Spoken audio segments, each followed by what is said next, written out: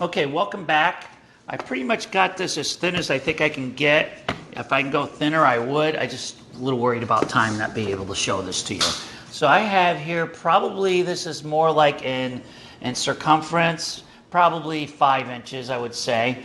Okay, but I want it big enough so I could fold into a pie. So what I'm going to do is I have my flat dough, still cold, on the board. See how I have it right there? On the board. And I'm going to make circles.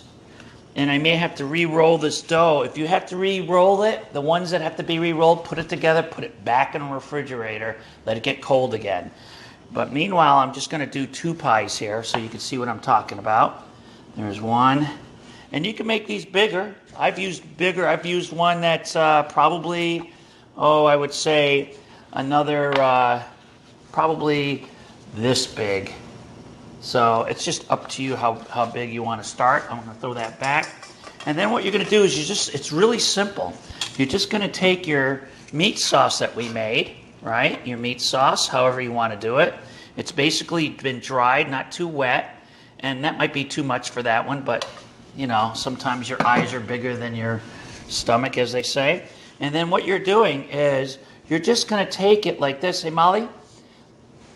And you're going to fold it. This will stretch a little bit. See, the reason why I like this dough formula is it stretches. Can I get a fork? So see how it stretches? I'm going to do one more for you. I'm going to do another one. And I'm going to just put a little bit in there. Again, my eyes are always bigger than my stomach. I probably should have put more in there because I know how I am. And this is more traditional. These are some of the things you'll find in the Caribbean and the West Indies. I tried to give you the easiest recipes you can do at home. The other recipes are a little more complicated and you really won't have time to get them done. Or you don't have the equipment. This is easy. This is the reason why I showed you how to make your uncooked condiment, how to make your meat filling, and how to make your pie dough, and now we're going to cook it. But with your pie dough, you're going to crunch it. See how I did this with a fork? See how I'm doing that? Crunching it down, or crumping it down, or clamping it down, or whatever word you like to do. I push it down a little bit because I don't want it too high where my oil doesn't hit the edges, because I like mine crispy. And I know that most people like crispy stuff, so I try to even serve it that way, crispy, or if I can. So now you have oil that's hot. Let's see if it's hot. It's not quite hot yet. So let's come right back and when this is hot, okay? Wait, it is hot. I'm going to do it now. So here we go. We're going to drop it in. Take your time. You don't want it to stick. So you had to kind of like, when you put it in there, kind of like, you know, get it in there where it moves around a little bit. I'm going to do another one. You can use a tong to do that. And then now you're just letting it cook just like that. Adjust your heat. Don't overcook it. Give it time to cook and not burn. What's nice is that the interior is cooked. So we're going to try to plate this for you.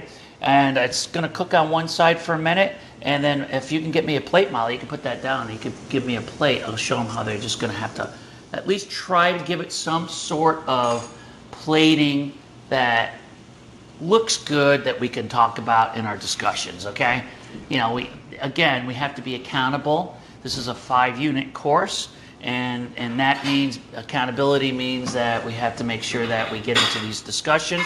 So please make sure you do. I had this down a little low, but I just wanted to give you an idea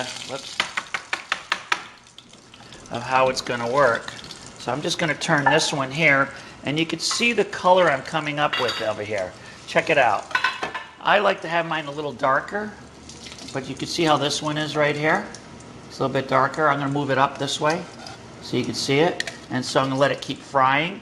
And this is what you're doing. You're just making a pie that's been fried. Drop it in some paper towel to let some of the grease go on it, and away you go. So I think I might even have a paper towel over here. Let me go get one for us. There we go. And then, yeah, and so meanwhile, I'm just going to take this plate for them. I'm going to already decorate it because obviously we have cilantro inside of this. Cilantro is very big in the West Indies. If you're not aware of that, I'm going to put the sides on this so you can get an idea how this is going to look. I'm trying to just rush this for you as much as I can. And let me get some more color. I like a little more color on mine.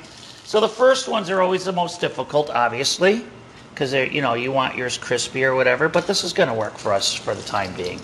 So you have that one done, and this pie is done.